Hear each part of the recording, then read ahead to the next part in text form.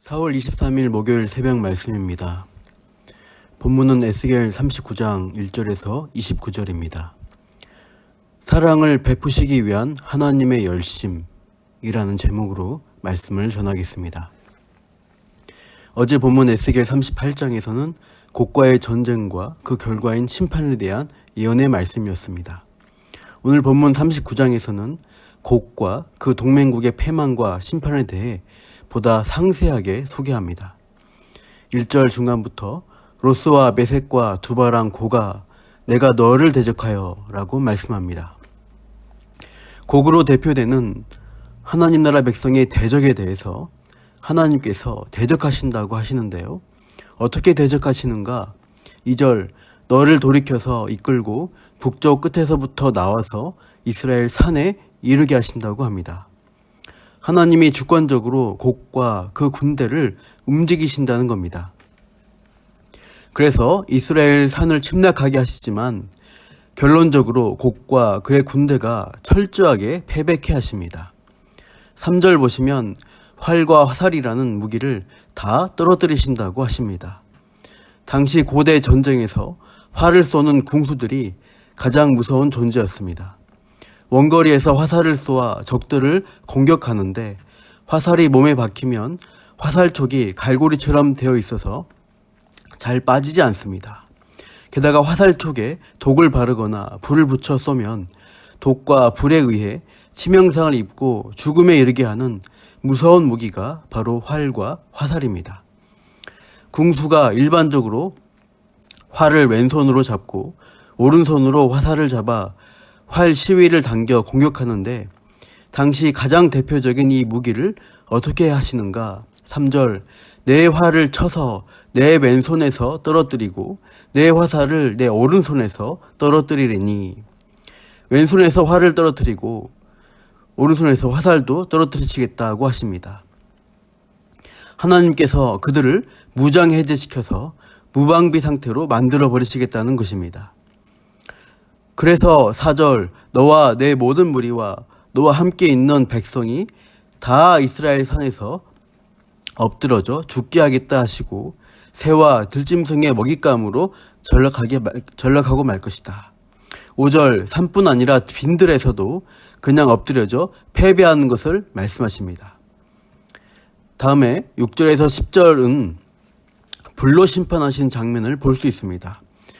쳐들어온 곡과 군대뿐만 아니라 6절 곡의 영토인 마곡과 섬에 평안히 거주하는 곡의 백성들까지도 불을 내리심으로 다 심판을 받게 하겠다.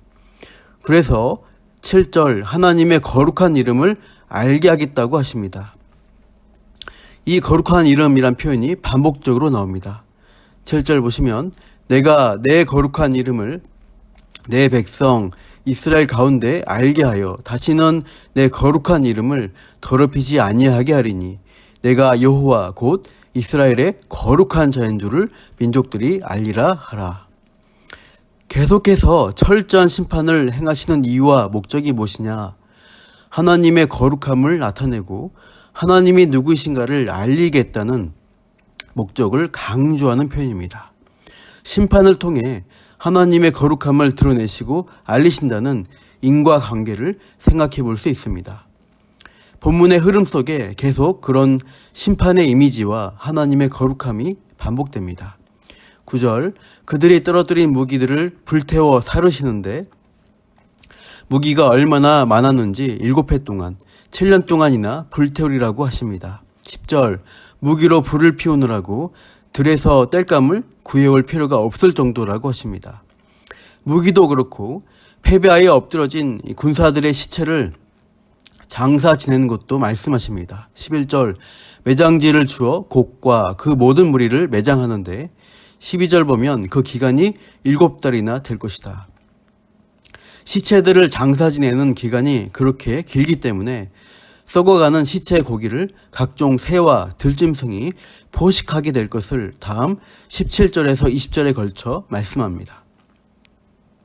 이렇게 하나님을 대적한 세력들의 철저한 심판과 멸망으로서 무엇을 이루시는가? 14절과 16절 보면 그 땅을 정결하게 할 것이라고 말씀하십니다. 영적으로 정결케 되는 목적을 이루겠다는 겁니다. 하나님의 거룩함과 연결되는 표현이라 할 수 있습니다. 우리가 본문을 통해 확인하는 것은 악에 대한 철저한 심판, 진멸은 하나님의 거룩함을 드러내기 위한 목적을 향하고 있다는 것입니다. 죄에 대해서 하나님은 공의를 이루시기 위해 철저하게 죄값을 치르게 해야 하나님의 거룩하심이 선명해진다는 영적 원리를 발견케 하십니다. 그것을 21절에서는 하나님의 영광을 나타내신다고 합니다. 21절, 내가 내 영광을 여러 민족 가운데에 나타내어 모든 민족이 내가 행할 심판과 내가 그 위에 나타낸 권능을 보게 하리니. 하나님께서 자신의 영광을 나타내는 방법이 심판을 통한 권능의 행사라는 겁니다. 죄를 그냥 가벼이 여기지 않으시고 반드시 다루시고 죄값을 치르게 하는 것이 하나님의 뜻이고 하나님의 영광을 나타내시는 일입니다. 그 일을 인류 역사의 최종 심판 때까지 완성하시겠다는 의지로 악의 마지막 발악과 같은 세력으로 곡과 곡의 군대, 그 동맹군들을 언급하시며 철저히 심판하실 것을 예언하신 것이죠. 그런 하나님이심을 우리도 알고 인정해야 합니다. 현재 에스겔이 예언하고 있는 1차적 청중은 바벨론의 포로로 잡혀온 유다 백성들입니다. 에스겔은 통칭하여 이스라엘 백성이라 부르고 있죠. 포로 공동체가 겪은 일이 무엇인가요? 자기들의 나라가 망한 일, 하나님이 영원히 지켜주실 것만 같았던 예루살렘이 함락되고 성전도 다 회파되어 버려진 일을 겪으면서 먼 이국 땅에 잡혀와 유배 생활을 하고 있는 것이죠. 하나님이 자기 백성을 지켜주시지 않고 그렇게 하신 이유를 23절에서 밝혀주십니다. 여러 민족은 이스라엘 족속이 그 죄악으로 말미암아 사로잡혀 갔던 줄을 알지라. 그들이 내게 범죄하였으므로 내 얼굴을 그들에게 가리고 그들을 그 원수의 손에 넘겨 다 칼에 엎드러지게 하였으되. 이스라엘 백성일지라도 죄악으로 말미암아 하나님께 범죄한 대가로 멸망당하게 하시고 사로잡혀 오게 하셨다는 겁니다. 여기서 내 얼굴을 그들에게 가렸다는 표현은 죄 때문에 하나님과 백성 사이의 관계가 단절되었음을 의미합니다. 그들이 아무리 성전에서 제사 드리고 예배해도 받지 않으시는 것이죠. 24절, 내가 그들의 더러움과 그들의 범죄한 대로 행하여 그들에게 내 얼굴을 가려 썼느니라.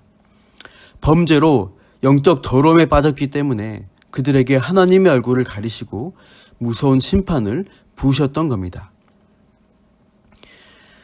이스라엘을 괴롭히고 적대 세력을 다 무찔러 주시고 무조건 우리만 위하시는 게 하나님의 기준이 아니라는 겁니다. 하나님의 기준은 뭐냐? 죄의 문제가 해결되었느냐 아니냐 하는 것이죠. 죄의 문제가 있는 자에게는 무조건 심판을 행하십니다. 그렇게 해야 하나님의 영광과 거룩하심을 나타내기 때문입니다. 그러므로 이스라엘을 위한 종말론적 심판과 승리에 대한 에스겔의 예언을 듣는 이 포로 공동체는 우리가 선민이고 우리만 위하시는 하나님이라고 도저히 생각할 수가 없는 겁니다. 하나님은 이스라엘 백성이라도 범죄했을 때 우리 역시도 심판하시는 분이심을 알게 하시고 겸손히 엎드려 회개케 하시는 겁니다.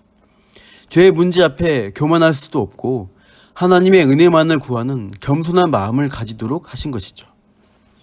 심판과 영광, 하나님의 거룩하심의 말씀을 들을 때 오늘을 살아가는 우리 역시도 하나님이 어떤 분이신지를 알고 겸손해져야 하겠습니다.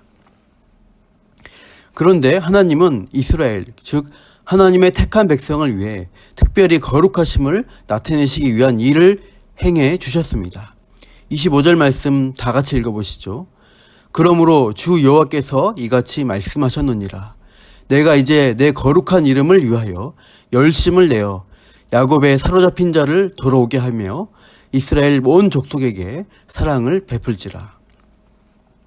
범죄함으로 사로잡혀 가게 한 자를 돌아오게 하겠고 이스라엘 온 족속에게 사랑을 베풀겠다고 약속하십니다. 그 일을 성취하기 위해서 어떻게 하시는가? 내 거룩한 이름을 위하여 열심을 낼 것이라고 말씀하십니다. 하나님의 거룩한 이름을 위한 하나님의 열심입니다. 범죄에서 얼굴을 가리셔야 했고 나라가 멸망하고 백성들이 사로잡혀 가도록 하면서까지 심판하셨던 하나님께서 택한 백성을 다시 회복시키겠다고 하십니다. 그냥 무조건적 용서일까요? 죄의 문제에 대해서 그냥 심판 없이 용서하고 봐주시는 은혜이고 사랑일까요? 아닙니다. 거룩한 하나님의 이름을 나타내기 위한 하나님의 열심은 철저한 심판을 향하는 것입니다. 그 심판은 무엇이냐?